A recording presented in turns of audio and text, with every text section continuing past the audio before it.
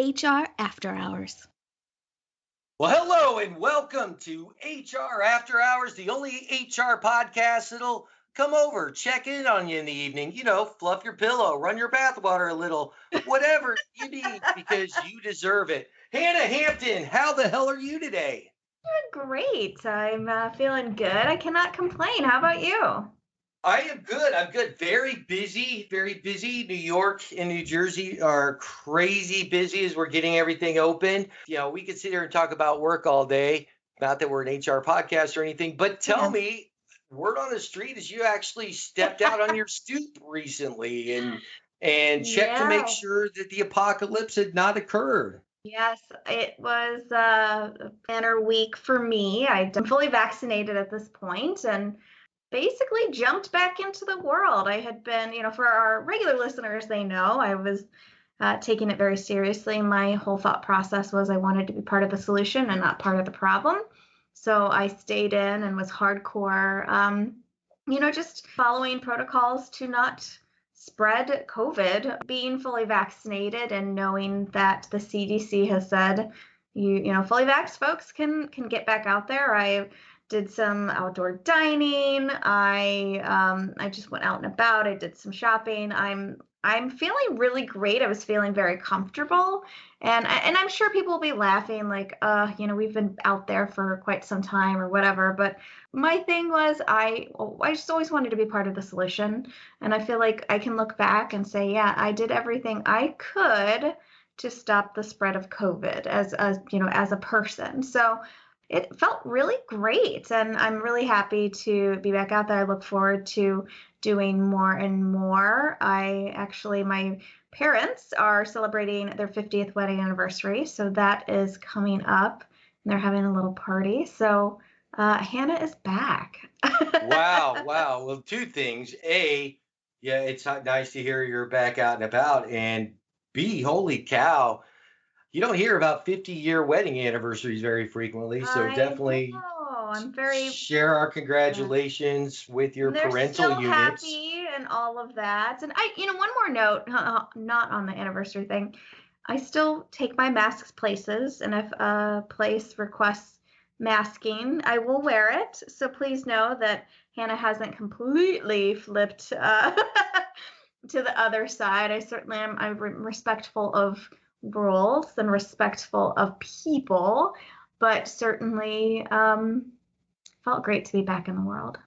Well, there's nothing if we are not subtle, and obviously that was a great transition into our topic, where we don't want to be the HR podcast that talks about COVID all the time, but we want to be topical and look into what are our peers discussing. And you came across another great HR Dive article that I think kind of we'll use it as the outline for our conversation, but let's talk about this article. Yeah, so they had an article discussing that OSHA, so the Occupational Safety and Health Administration, had updated some guidance and said that for most employers no longer need to take steps to protect their workers from COVID exposure in any workplace or well-defined portions of a workplace where all employees are fully vaccinated. So I thought that was pretty interesting. Now, I feel like the biggest piece of that is fully vaccinated, and I am pretty I'm pretty happy with some parts of the United States level of vaccinations. But if you look at some other areas, there's still places where the adults are trending at 50% or less fully vaccinated. So I feel like this guidance is going to be better in places where people have actually taken the vaccine. But I think it's really exciting that, things are really inching back to normal. This is something that excites me. And I was getting ready to start talking about something else, but Mick, what are your thoughts? It's a great article, and it's a conversation worth having because I didn't completely cut myself off from the outside world like you did. And I don't mean that as a joke. I've been consistent in saying that, you did your due diligence. I rarely went out. And as a matter of fact, I'm having a harder time transitioning and going out more frequently. But a big part of it's just being so busy at work. I'm outside of my house more because I have a very energetic 2-year-old puppy that she requires a minimum of 2 1 mile plus walks a day. But I'm not getting in my car. I'm not going anywhere but that's a different topic, and we'll see if we have any post-traumatic COVID conversations. Sure. But my thing with this is it's just still weird because I'm going to the gas station or whatever. It's gone from to not see anyone wearing masks still freaks me out. And I have had a candidate who had to withdraw from the hiring process in the last 7 days because they tested positive for COVID. So my whole thing is knowing that there are people out there who are not vaccinated, who could be non-symptomatic and things like that.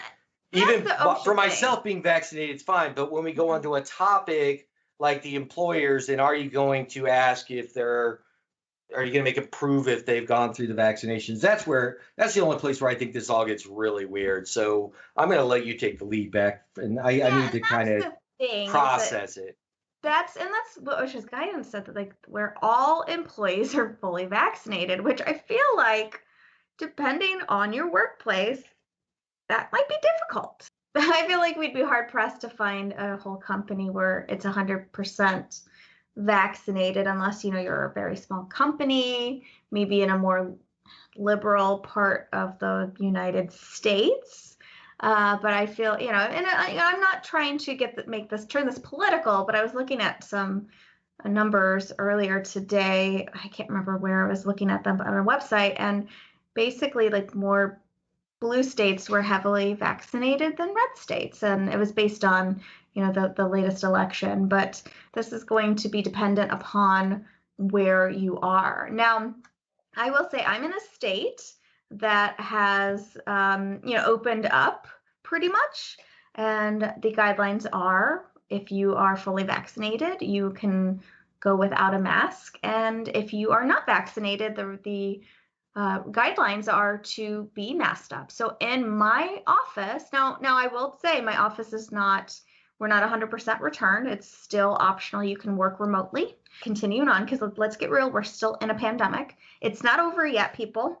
It is not over yet. It's not endemic. It will never be zero. COVID will never go away, but eventually it will be endemic. But we're still in an active pandemic. So those who all do work in the office can be maskless if they're fully vaccinated. If you're not, it's recommended to follow state guidelines to be masked up. But I feel like people are getting more and more comfortable. Again, if you're fully vaccinated, you've got, I'd like to say you got that a little bit of a sigh of relief. There's never going to be zero risk, but I feel like it's as more and more people get vaccinated and the spread is less and less, it's people are going to be more comfortable without their masks and being around other people.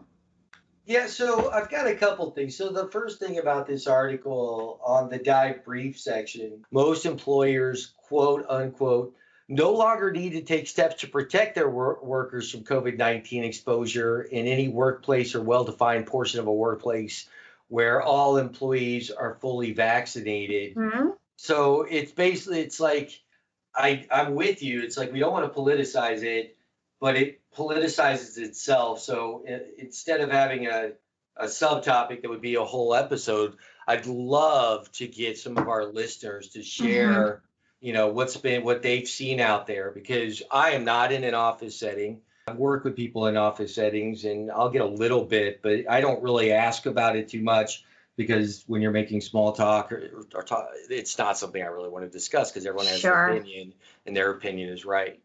So I guess I like the article. I like the fact that we're trying to get things back to normal, but it doesn't address the big obstacle. The big obstacle is, how do you get your people all vaccinated? And here's something I've got for you to think about, Hannah. I really have only heard one good excuse, or what I would consider logical excuse, not to get vaccinated, and it's because just solely the lack of data, because this is also new. But the I disagree argument with that. I'm hearing, don't you dare before I say it, is a lot of people in their 20s are saying, I don't want to get vaccinated yet because I haven't seen anything reported on what it can do to my future child's health and my pregnancy. And I swear I had an argument for everyone, and someone said that to me, and I looked right at him. I'm like, I'd have to look into that. I don't know I any would tell them data. to go speak to their physician, speak to their gynecologist, or if it's if. This was a nurse. So Mhm. that's all I'm going to say about that. So I don't know how. I'm not going to speak. Understand, and that's somebody who works in the medical world, but I would still say have a discussion with your physician. And that's because I don't think I'm not the right person. I should not be the person you talk to about vaccinations. I'm not a doctor. I did not go to medical school. I'm not the right person. But I do tell people who want to talk about it, speak with your physician. Don't go off of stupid shit on the internet. Yeah, don't. Don't I go mean, off my of God. I mean, YouTube look, we're a videos. source on the internet, so don't use The the internet. internet is terrible. And I would say it's not new technology. This is technology they've been working on the mRNA, I think is what it's called. I can't remember. I know I'm getting the letters wrong, but they've been working on that for at least a decade. And of course, like the COVID pieces of it, that's the new part. But saying it's completely untested is wrong. But again, I tell people I'm not an Well, expert on again, vaccines. you're stop because we're going to end up debating Yeah. because the process is what's been in the works for a while. The going off the proteins versus the virus. At the same time, you got to talk about being tested and how it reacts to each specific thing it interacts with. So it's my whole reason for saying that it's the first time I would call a quote unquote logical excuse is just because I simply said what you did. I'm not a doctor. You Yeah. probably already know more about it than me. So I can't tell you you're wrong, but I also can't. Yeah, I don't. At this point, I wouldn't consider it a logical excuse, but I would tell them to have a discussion with their physician because I feel like there's so much misinformation out there, and the ease of getting to this misinformation because of the internet makes it really, I think, to me, it's just a little crazy that people will take this misinformation and believe it. So that's why I say talk to your physician. This is somebody who studies, has studied, knows medicine, knows the human body, all of that. Have discussions and get a second opinion, especially if that's something that you're really concerned about.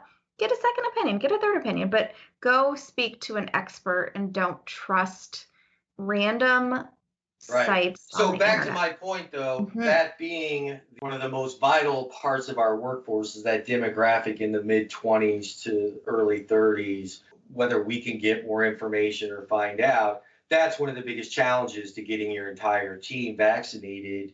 It's that segment. So that's where we've got to see data get released and help us, arm ourselves with information, like you said, proven facts, and that's where we've got to really determine what are going to be the sources of this information for us to inform our teams with real data so we can get them not to get their info from the internet and happy hour on Friday night and with their friends. We need to get data and get in front of them as soon as we can get it.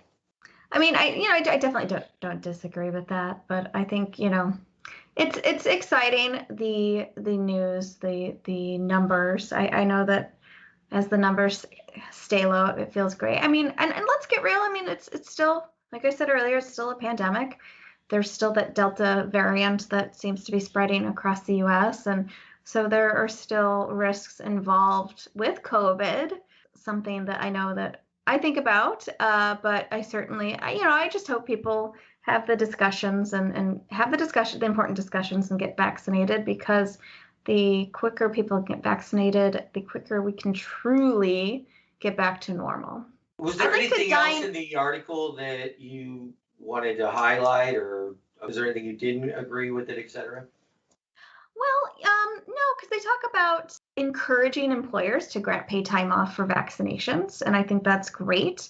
Because I think another thing is I know, and I can't give you any numbers, but I've read about people who want to get vaccinated that haven't been able to just yet.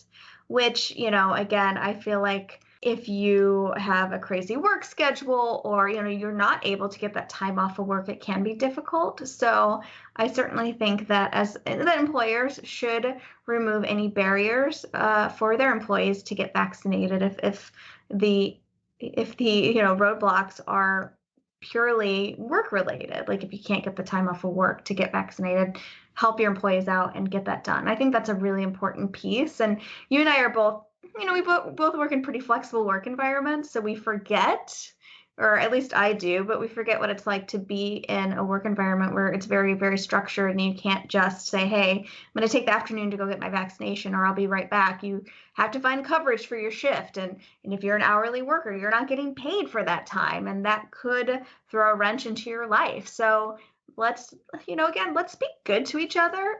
Let's be. You giggle, but I was leaning into my mic right as you said that, because one of the things I think I've seen just kind of all the buildup and just the stress and the extra work this pandemic has created in HR departments.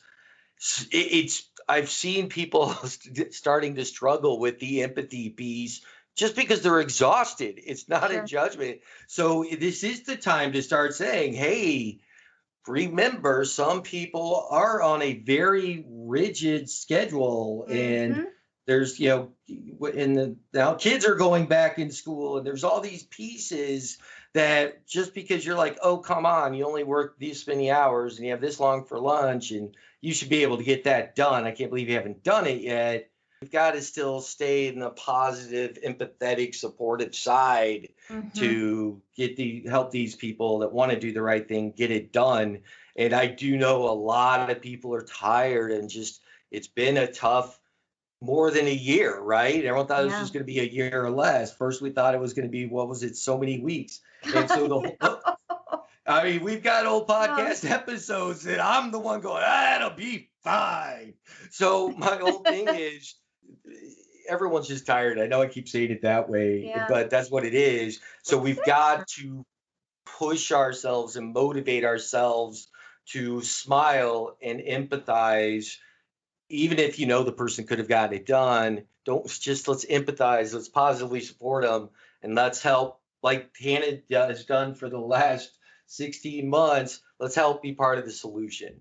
Let's do the right thing. And we've got to remember that, though, because I've caught myself in conversations, and I've listened to friends at work. I'm like, hey, and they're like, oh, you're right. The eye rolls and the come on, and we've got to get out of that, and it's hard. Yeah, and I think that's a really great point. And let's remove barriers, make it easy for your employees to get vaccinated, because it might be something that's super important to them and they just haven't had that opportunity. And I think it's easy once you get it. It's easy to think because it was easy for me, it should be easy for everyone, but that's not the case. Different people live in different areas where maybe access to vaccines might be more limited, or appointments are limited, or whatever it might be. So let's do the right thing. Let's help be a part of the solution, and just be a great place to work, because this will be my segue. Should I segue, Mick? No, because we're going to segue to something differently, actually. Okay. So another thing, because I do have a little add to this. Once again, we're going into a COVID support mode. It wasn't even a disagreement, but I was talking about earlier about, like, you're the best thing. I love that you said, consult your physician, get the facts. It's important. This is something that it's still important for us to keep ourselves informed, because the stories of the variances and we have, like you said, social media has been skewing the COVID updates and information to their political agenda. So it's up to us to stay updated on what is going on with things like variances, and if there's any spikes anywhere, because if you don't want someone coming into work with partial information and almost causing a mini panic, which, believe it or not, is still possible. But be a provider of links and sources. Don't try to interpret the data yourself. You can be misinterpreted for the agenda of the person you're explaining it to. And this is still a sketchy topic, which I think is silly, but it is. Be an empathetic person, Yeah. be a good human being, provide sources of the facts. And Hannah, what's your catchphrase? Put the human back into human resources. Have a good one. Thank you.